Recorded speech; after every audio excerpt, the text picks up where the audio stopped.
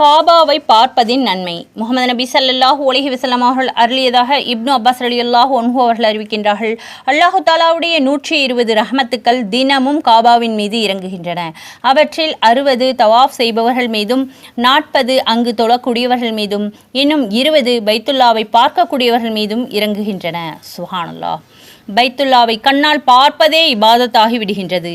Hazrat Zayed இப்னுல் முஸையப் ரஹ்மத்துல்லாஹி அலைஹி என்ற தாபி அவர்கள், எவர்கள் ஈமானுடனும் நம்பிக்கையோடும் காபாவை பார்ப்பார்களோ அவர்களுடைய குற்றங்கள் அனைத்தையும் அல்லாஹு தஆலா மன்னித்து அன்று பிறந்த பாலகனை போன்றாக அவர் ஆகிவிடுகின்றார் என்று கூறுகிறார்கள். சுப்ஹானல்லாஹ்.